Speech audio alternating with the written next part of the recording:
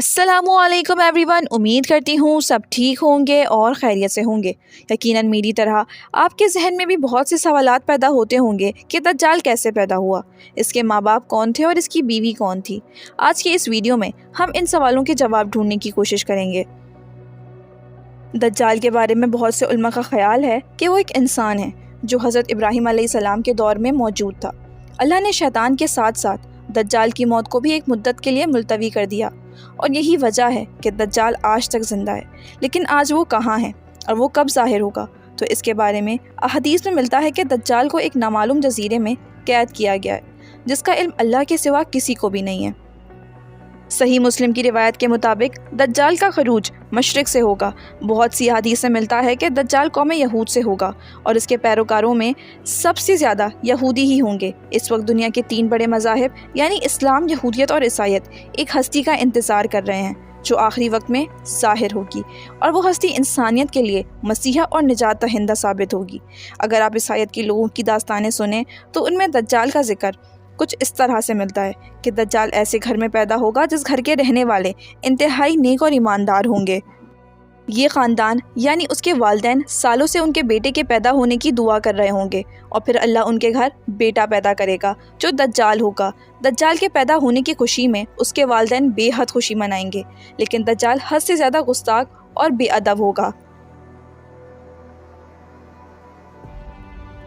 यहूदी दज्जाल को अपना मसाया यानी मसीहा करार देते हैं। आज के दौर में यहूदियों के मुताबिक उनका मसाया यानी निजात दहिंदा यहूदियुल नस्ल होगा। उनके मुताबिक दज्जाल हज़रत दाऊद अलैहिस्सलाम की शाही ख़ानदान से होगा और तख्ते दाऊद का जानशीन होगा। वो इंसानी नस्ल से गोश्त पोश्त का एक इंसान होगा और आम इंसानों की तरह परवरिश पाएगा, लेकिन वो गैर मामूली और बहुत सी पुरअसरार ताकत का हामिल होगा। यहूदी उलमा के मुताबिक वक्त मुकर्रर से पहले खुद दज्जाल को भी इल्म नहीं होगा कि वो यहूदी कौम का निजात दहिंदा और खुदा का मुंतखब करदा है। खुदा इसकी आमद के वक्त इसको इसका मकाम बता देगा, तब वो यहूदियों का निजात दहिंदा बनकर इंतहाई हैरत अंगेज़ कुव्वतों के साथ सामने आएगा। वो अजीम निजात दहिंदा, अजीम रहनुमा, अजीम सिपहसालार, अजीम जज, अजीम आलम दीन और नस्ल इंसानी का इंतहाई बाकमाल अजीम तरीन बादशाह होगा। इसकी जहानत इंतहाई दर्जा की होगी। दुनिया भर में मौजूद धक्के खाते और जलील रुस्वा यहूदियों को जमा करके इजराइल में बसाएगा। इनके अकीदे के मुताबिक वो मस्जिद अक्सा को शहीद करके उसकी जगह यहूदियों का किबला यानी हल्के सुलमानी तामीर करेगा। यहाँ तक कि दज्जाल तमाम गैर यहूदियों के ख़िलाफ़ एक खौफनाक जंग करके उन सबको हलाक कर देगा और हज़रत दाऊद अलैहिस्सलाम की सल्तनत को शान और शौकत से कायम करेगा। इस अजीम सल्तनत इज़राइल की सरहदें इराक़ की दरियाए फ़िरात से मिस्र के दरियाए नील तक फैली होगी। फिर वो तमाम यहूदियों को अपना बनाएगा और अपनी बनाई हुई खुद साख्ता शरीयत पर अमल दरामद कराएगा। यहूदियों की किताबों में दर्ज है कि खुदा ने दुनिया की बादशाहत को सिर्फ दाऊद अलैहिस्सलाम की नस्ल यानी यहूदियों के लिए मखसूस कर रखा है। लिहाजा इनका मानना है कि दज्जाल एक अजीम पैगंबर होगा, लेकिन हज़रत मूसा अलैहिस्सलाम से कम अजीम होगा और हज़रत मूसा अलैहिस्सलाम जैसा तो कोई पैगंबर भी नहीं हो सकता।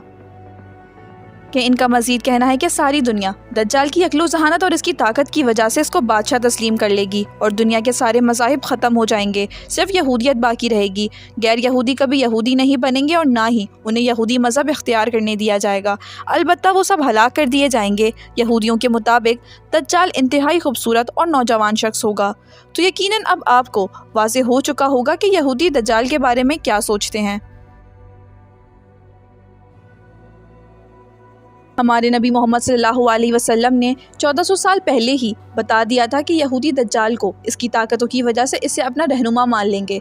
अब पता चलता है कि वो ऐसा क्यों करेंगे। लिहाजा आज दुनिया में जितनी भी बदअमनी है यहूदियों की जानिब से इसलिए फैलाई जा रही है क्योंकि वो अपने मसीहा को जल्द अज जल्द दुनिया में हुक्मरान देखना चाहते हैं।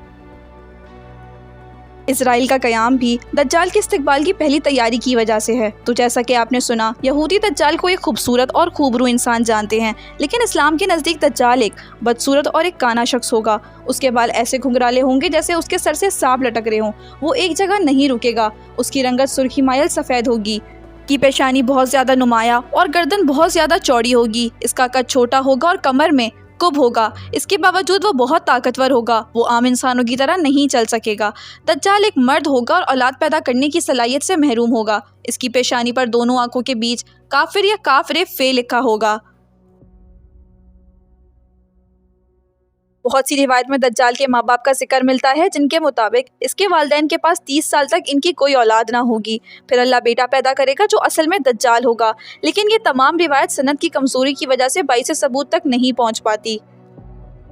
ایک دفعہ امام برزنجی نے دجال کی نسب کے بارے میں فرمایا تھا کہ دجال جنات پر قابو رکھتا ہے، جس نے جنات کی نسل میں شادی کی تھی، اور دجال کے آباء و اجداد کا تعلق حضرت سلیمان علیہ السلام کے دور سے ہے۔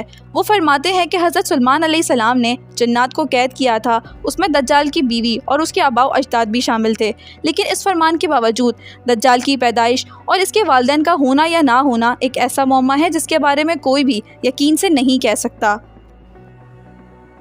پاکستان کے معروف ایک اسلامک اسکالر کے آرٹیکل کے مطابق دجال کی پیدائش اس وقت ہو گئی تھی جب زمین پر جنات کی حکمرانی تھی۔ ان کا کہنا ہے کہ دجال انسان، جانور اور جن کے ملاپ سے وجود میں آیا تھا، اور جب اللہ نے انسانوں کو زمین پر بھیجا تب فرشتوں نے اللہ کے حکم کے مطابق جنات اور انسان کے درمیان ایک پردہ قائم کر دیا، جس سے انسان اور جنات کی دنیا الگ الگ ہو گئی۔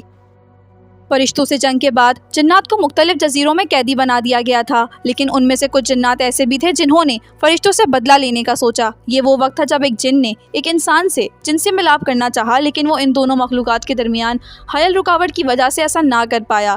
اسی دوران جساسہ نامی ایک اور مخلوق جو کسی جانور کی نسل سے تھی، اس نے ان دونوں کے درمیان اولاد کے حصول کے لیے خود کو پیش کیا، اور اس طرح انسان اور جن کا تخم جساسہ کے پیٹ پہ پلنے لگا، اور اس طرح ایک تیسری مخلوق پیدا ہوئی جسے دجال کہا جاتا ہے۔ پھر فرشتوں نے دجال کو زنجیروں سے باندھ دیا تاکہ دنیا دجال کے شر سے محفوظ رہے۔ دجال ایک قسم کی انوکھی مخلوق ہے جس کو جساسہ کے ذریعے تمام اہم خبریں ملتی رہتی ہیں، کیونکہ جساسہ ایک ایسی مخلوق ہے جو زمین اور سمندر سمیت ہر جگہ رہ سکتی ہے۔ بہرحال اس آرٹیکل میں کتنا سچ ہے یہ تو صرف اللہ ہی بہتر جانتا ہے، مگر جساسہ کے متعلق ہمیں صحیح معلومات اس واقعے سے ملتی ہے جس میں حضرت تمیم طاری رضی اللہ تعالیٰ عنہ نے دجال سے ملاقات کا پورا واقعہ آپ صلی اللہ علیہ وسلم کو بتایا تھا۔ ایک دفعہ عظمہ بنت یزید بیان کرتی ہیں کہ رسول اللہ صلی اللہ علیہ وسلم میرے گھر تشریف فرمائے۔ آپ صلی اللہ علیہ وسلم نے دجال کا ذکر فرمایا کہ اس کے ظہور سے پہلے 3 قحط پڑیں گے۔ 1 سال آسمان کی 1/3 بارش رک جائے گی اور زمین کی پیداوار بھی 1/3 کم ہو جائے گی۔ دوسرے سال آسمان کے 2 حصوں کی بارش رک جائے گی اور زمین کی پیداوار بھی 2 حصے کم ہو جائے گی۔ تیسرے سال آسمان سے بالکل بھی بارش نہیں برسے گی اور زمین کی پیداوار بھی بالکل ختم ہو جائے گی، حتیٰ کہ جتنے حیوانات ہیں، چاہے وہ خور والے ہوں یا پھر داڑھ سے کھانے والے، سب ہلاک ہو جائیں گے۔ بے شک ایک دن دجال اور دجالی نظام کا بالکل خاتمہ ہو جائے گا۔ دجال کے خاتمے کے بعد حضرت عیسیٰ علیہ السلام اس حال میں ہوں گے کہ اچانک ان کے پاس اللہ تعالیٰ کی طرف سے وحی آئے گی کہ میں نے ایسے بندے پیدا کیے ہیں جن سے لڑنے کی قدرت اور طاقت کوئی نہیں رکھتا، تو میرے بندوں کو جمع کر کے کوہ طور کی طرف لے جاؤ اور ان کی حفاظت کرو۔ پھر اللہ تعالیٰ یاجوج ماجوج کو ظاہر کرے گا جو ہر اونچی بلند زمین کو پھیلانگتے ہوئے اتریں گے اور دوڑیں گے۔ ان کی تعداد اتنی زیادہ ہوگی کہ جب ان کی سب سے پہلی جماعت بحر تبریہ سے گزرے گی تو اس کا سارا پانی پی جائے گی۔ پھر اس جماعت کے بعد آنے والی جماعت گزرے گی تو بحر تبریہ کو خالی دیکھ کر کہے گی کہ اس میں پہلے کبھی پانی تھا۔ اس کے بعد یاجوج ماجوج آگے بڑھیں گے یہاں تک کہ جبل خبر تک پہنچ جائیں گے جو بیت المقدس کا ایک پہاڑ ہے، اور وہ ظلم و غارت، اذیت رسانی اور لوگوں کو پکڑنے اور قید کرنے میں مشغول ہو جائیں گے، اور پھر کہیں گے کہ ہم نے زمین والوں کو ختم کر دیا، چلو اب آسمان والوں کو ختم کرتے ہیں۔ تو پھر وہ آسمان کی طرف اپنے تیر پھینکیں گے۔ دجال اس وقت کہاں ہے اور کس حالت میں ہے یہ بے شک اللہ تعالیٰ کے سوا کوئی بھی بہتر نہیں جانتا۔ امید کرتی ہوں آپ کو یہ ویڈیو پسند آئی ہوگی۔ If you like this video then don't forget to subscribe, like and share. اللہ حافظ till the next video.